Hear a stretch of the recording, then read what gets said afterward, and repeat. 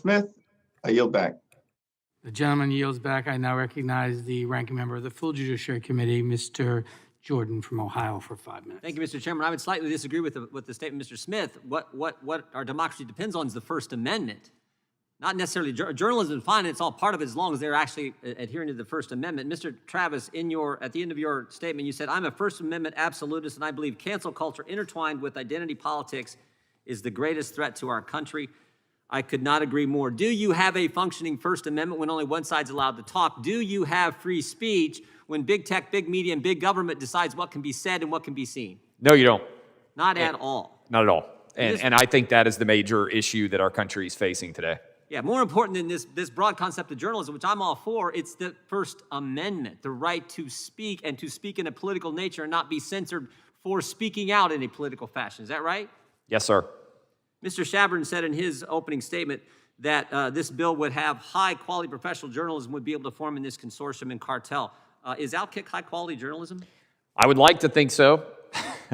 Some would disagree. Who gets to decide? Who defines what's high-quality journalism? Well, I think that's one of the big challenges, is determining what is and what is not high-quality journalism. Some of the most high-quality journalism that we have seen over the years that has been praised has ended up not being true.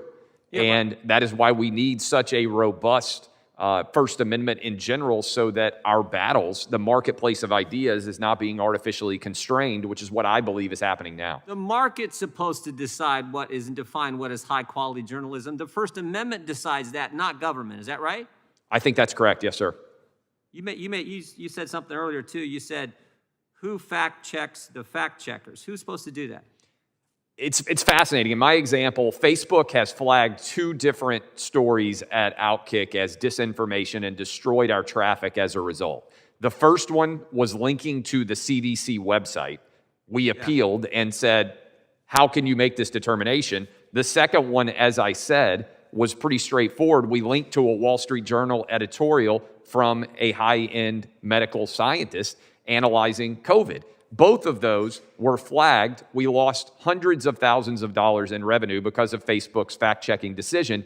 There was no appeals process. They don't even bother responding to us. But in a general sense, Mr. Travis, isn't it supposed to be the First Amendment that also fact-checks the fact? More speech, right? I mean, yes. A number of Democrats have quoted Justice Brandeis. Justice Brandeis said, if there's, quote, misinformation or disinformation out there, the answer is not to squelch that and stop that. The answer is to allow more speech to happen, i.e. the First Amendment, correct? That is the entire theory of Justice Brandeis's view of the First Amendment, and also the entire basis of the marketplace of ideas. Mr. Shabern, do you think the London Times thought Thomas Paine was a high-quality journalist? I'm not sure I could answer that. I'm not trying to respond to that, Mr. Jordan. What I can say is that I represent a vast array of points of view in my membership. Okay. And every one of them has a problem with the marketplace for their content that they invest in greatly. And it's not working for I'm not saying there's not a problem. I'm all for for using antitrust to go after the big tech companies. I'm all for doing 230, something we could do right now. We could repeal 230, take away the liability protection. We could do that right now. If Democrats wanted to do that, we certainly do. We've introduced that legislation.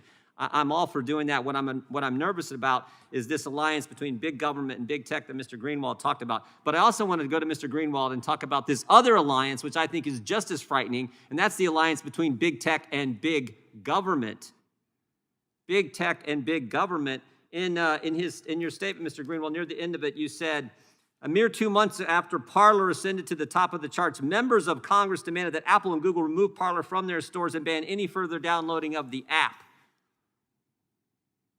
We've seen maybe a better example. Just a couple weeks ago, Mr. Greenwald, we saw 2 Democrats send a letter to AT&T telling them to take certain networks off their, not be a carrier for certain networks. And I just want to read something to get your reaction to this. Because Mr. Travis said earlier, Mr. Greenwald, Mr. Travis said, we would all be rightly concerned if government was censoring speech and not big tech. But frankly, it's both.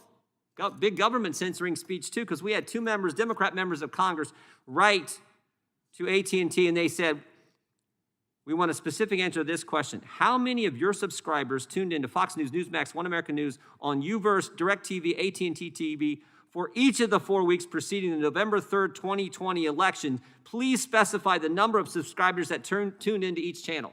So basically tell us who your customers are, how many you have, and what they were watching. Mr. Greenwald, do you find that a little creepy and frightening like I do? The time of the gentleman has expired, but the witness may answer the question briefly.